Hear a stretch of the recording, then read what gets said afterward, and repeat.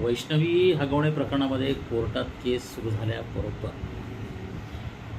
आणि त्या वकिलांनी काही स्टेटमेंट केल्यानंतर त्याच्यावर जो हल्ला चढवला सामाजिक कार्यकर्ता, मीडिया आणि आत्ता अंजली दमानिया, त्याच्यात तुम्हाला रिस्पेक्ट आहे. त्या म्हणाले की सनद रद्द करा. अंजलीताई, तुम्ही जे काही करत आहात ना ते फार धोकादायक आहे. अशा पद्धतीने जर आपण गुन्हेगार ठरवले, न्यायालयीन प्रक्रिया पार न पाडता, वकिलांची कोणालाही बाजू मांडू न देता, जी व्यक्ती आरोपी आहे ती पोलिसांच्या कस्टडीत असताना, जेलमध्ये असताना, तर मग तालिबानमध्ये आणि आपल्यात काय फरक राहिला? तर तुम्हाला वकिलाबद्दल ऑब्जेक्शन आहे ना, तुम्ही बार काउन्सिलच्या विरुद्ध तक्रार करा, बार काउन्सिलकडे जा, रितसर याचिका दाखल करा. तुम्ही केसेस लढलात ना आत्तापर्यंत. तुम्ही टी व्ही चॅनल येऊन सांगता की याची वकिलाची सनद रद्द करा. In what capacity? तुमचा अधिकार काय? तुम्हाला अधिकार दिला कोण? मी ज्या वकिलाने फसवलं त्याच्यावर तुम्ही बार काउन्सिलकडे गेलो आहे. बार काउन्सिलने काहीच केलं नाही. मग मी सेंट्रल बार काउन्सिलकडे गेलो,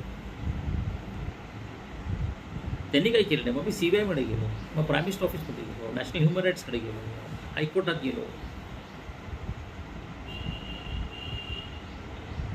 तुम्ही हा एखाद्या आरोपीचा अधिकार कसा काय हिसकावून घेऊ शकता? ही तीच मानसिकता अंजलीताई 20 वर्षापूर्वी माझ्या वकिलाला कोर्टातून हाकललं गेलं, माझे वकील फोडले गेले, कागदपत्र गायब झाली. हा राजकीय दहशतवाद आहे.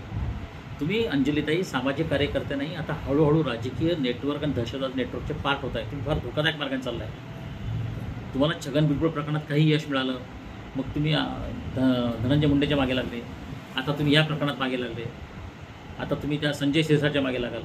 अंजलीताई, आपण आपली बाजू मांडावी, सायंटिफिक पुरावे द्यावेत आणि एक मर्यादा ठेवावी. आपण टफ डिक्टेट करू नये. हा अधिकार हायकोर्ट जजला पण नाही आहे. त्यांना पण कायद्याच्या चौकटीत उत्तर द्यावं लागतं. आणि ताई, आपण ही मर्यादा आणि ही चौकट जर मोडली ना, तर रस्त्यावर लोक बंदुका घेऊन उतरतील.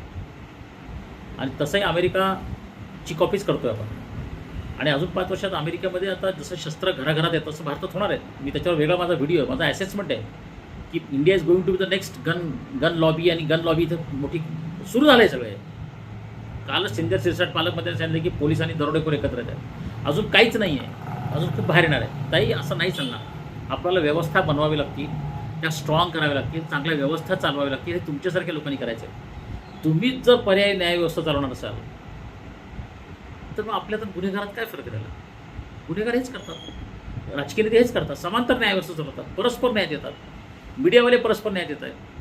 तुम्ही सगळ्यांनी मर्यादा ओलांडल्यात, ह्याचे भयानक परिणाम समाजाला भोगावे लागणार आहेत. तुमचं काम आहे आपल्या ज्या व्यवस्था आहेत त्या नीट करणं, नव्या चांगल्या